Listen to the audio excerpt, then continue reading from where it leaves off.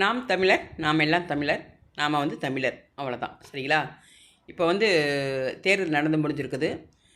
வெற்றிகரமாக வந்து Instagram, YouTube இதெல்லாம் பயன்படுத்தி ஒரு அரசியல் மேடையே ஒரு சினிமா மேடையாக மாற்றியாச்சு. சரிங்களா?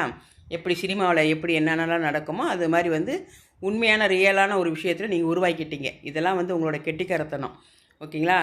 எப்படி முடியுமோ அப்படி செஞ்சு ஒரு விஷயத்த, சைக்கிள் கூட ஓட்ட தெரியாத ஒரு விஷயத்த நம்பி 6 கோடி மக்களை கொடுத்துருக்குறீங்க, கொடுத்து உட்கார வச்சுட்டீங்க.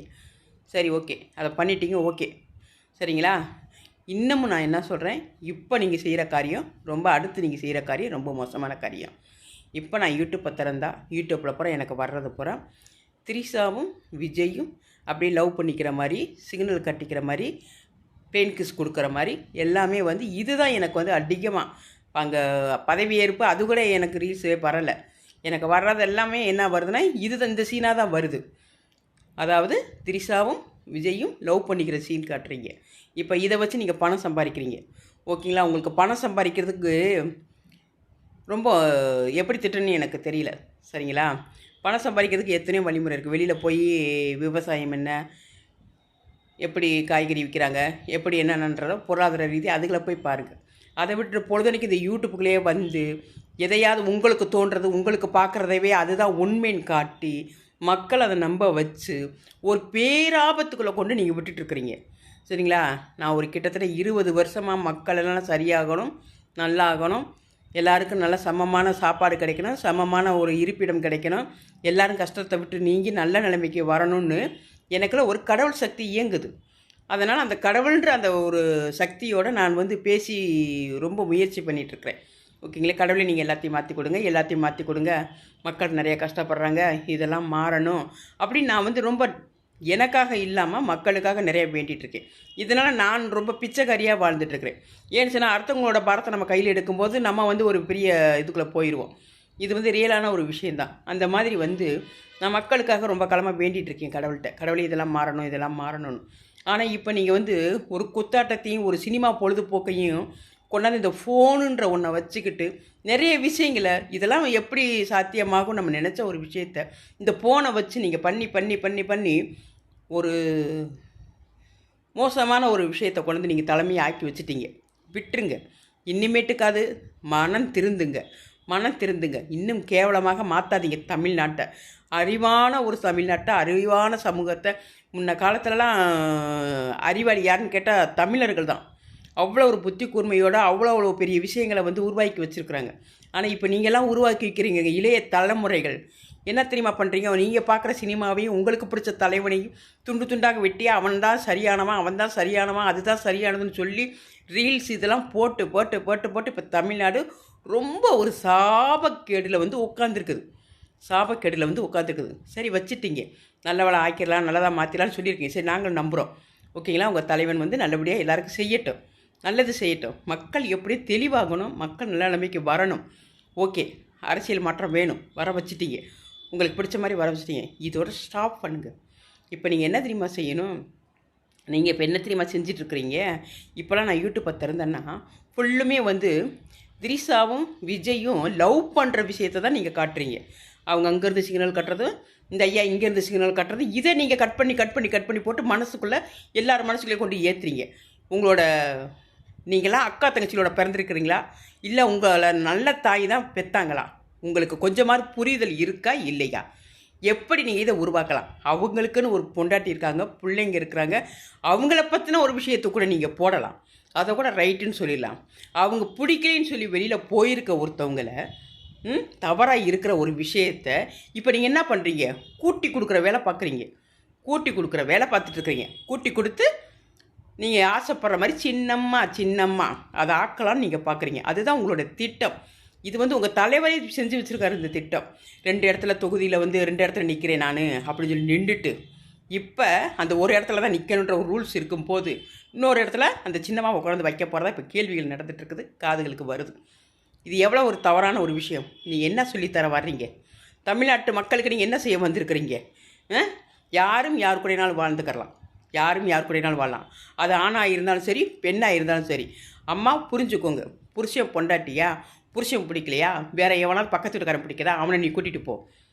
என் புருஷா உனக்கு உன் பொண்டாட்டி பிடிக்கலையா, பக்கத்தில் இருக்க திரிசாமல் இருக்கிற எவ்வளவு ஒருத்தர் நீ கூட்டிகிட்டு போ. இதைத்தானே நீங்கள் சொல்லிக் கொடுக்க வரீங்க, இதைத்தானே அந்த சமுதாயத்துக்கு சொல்லி தரீங்க. ஒரு செகண்ட் நீங்கள்லாம் போய் ஜிஹெச் ஹாஸ்பிட்டலில் நான் பல தடவை சொல்லிகிட்ருக்குறேன், ஜிஹெச் ஹாஸ்பிட்டலுக்கிட்ட போய் நின்று அங்கே போய் பாருங்கள், அங்கே போய் பாருங்கள் மக்கள் எவ்வளோ கஷ்டப்பட்டுட்டு இருக்காங்கன்னு போய் பாருங்கள். நோயும் நொடியிலையும் அவ்வளோ கஷ்டப்பட்டு அங்கங்கே வெளி ஊரில் இருந்து ஒரு வரக்கூடாத நோய்கள் வந்து குடும்பமாக வந்து அந்த ஹாஸ்பிட்டலில் தங்கி குடும்பத்தில் இருக்கிறவங்கள ஹாஸ்பிட்டலில் போட்டுட்டு குடும்பத்தில் இருக்க அத்தனை பேரும் சம்பாத்தியம் இல்லாமல் வெளியே உட்காந்து ஈக்குலையும் இதுக்குள்ளேயும் உட்காந்து சாப்பாடு தண்ணிக்கு இல்லாமல் பிச்சை எடுத்து பிள்ளைகளை விட்டு பிச்சை எடுத்து அங்கங்கே உட்காந்து சாப்பாடு தண்ணி இல்லாமல் மக்கள் துடிக்கிறாங்க. நீங்கள் ஒரு நாளைக்கு ஒரு அண்டா நிறைய சோறு எடுத்துகிட்டு போய் ஜிஹெச் பக்கத்தில் நின்று பாருங்கள், காக்கா கூட தோற்று போகும். அந்த அளவுக்கு மக்கள் பசி வெறியில் இருக்கிறாங்க. அப்படி ஓடி வராங்க. ஒரு 30% பூரா பிச்சை எடுத்து தான் வாழ்க்கையை ஓட்டிகிட்டு இருக்கிறாங்க மக்கள். சரிங்களா, ஜிஹெச்சில் இருக்கிற மக்களும் சரி வெளியில் இருக்கிறவங்களும் சரி சம்பாதிக்க முடியலை. சம்பாதிக்க முடியாமல் பிச்சை எடுக்கிறாங்க.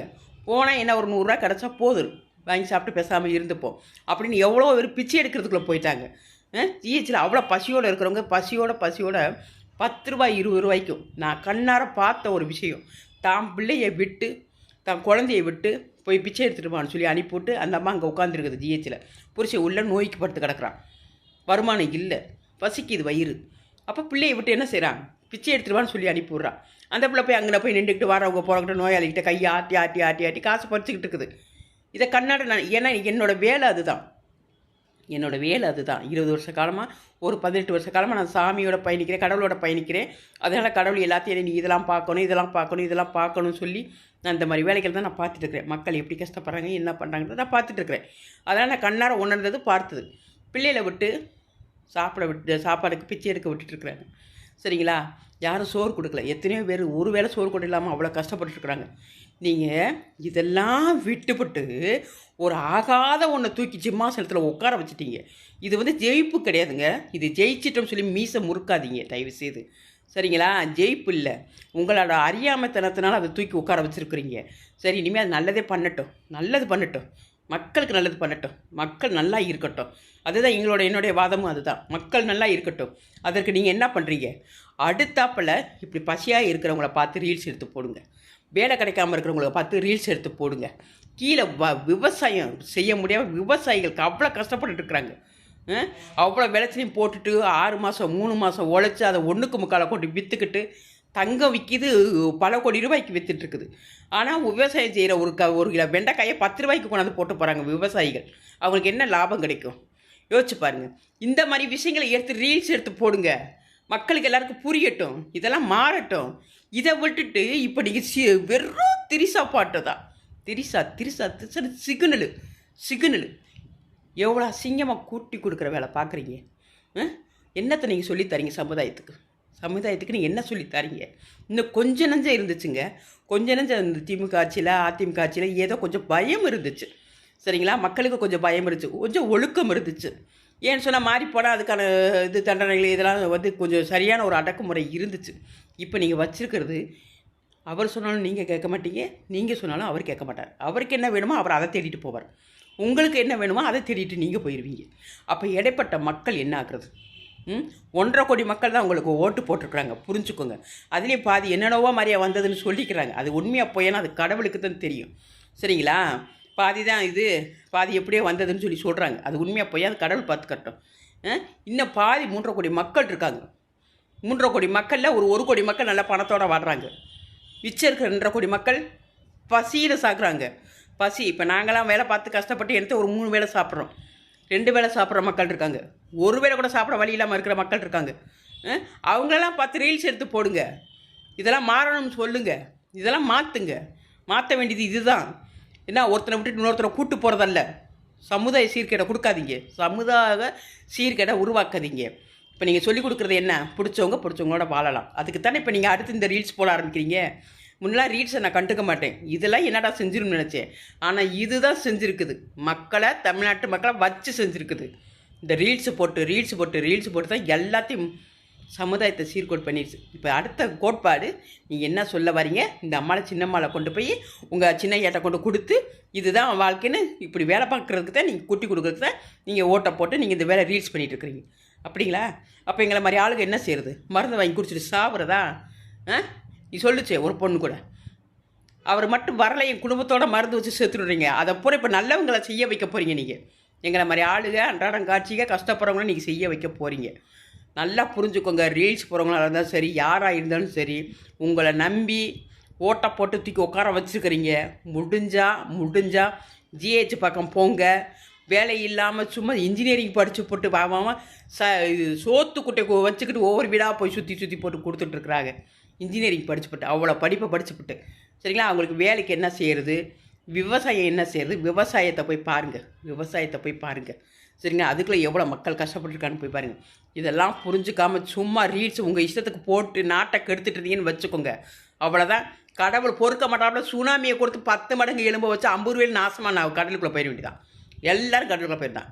சும்மா துளியோடு சுனாமி தான் நீங்கள் பார்த்தீங்க. இன்னும் பயங்கரமான சுனாமி வந்து போகும். கடவுளோட கோபத்துக்கு ஆளாகாதீங்க. திரும்ப நான் ஆன் பண்ணுறேன். கடவுளோட கோபத்துக்கு ஆளாகாதீங்க. சுனாமி இல்லை, இப்போ ஒரு நோய் வந்துச்சு பாருங்கள், கொடிய நோய். இதை மாதிரி 10 மடங்கு நோய் நம்ம பூமிக்குள்ளே வந்துடும். அவ்வளோதான். அம்புட்டு அழிஞ்சு குட்டியேஸ்வரா போயிடும். கொஞ்சம் டைம் இருக்குது. புரிஞ்சு நாட்டை சரியான வழியில் கொண்டு போயிருங்க சரிங்களா? சும்மா வெறியேற்றிட்டு இருக்காதீங்க உங்கள் இஷ்டத்துக்கு ஆடிட்டு. நன்றி.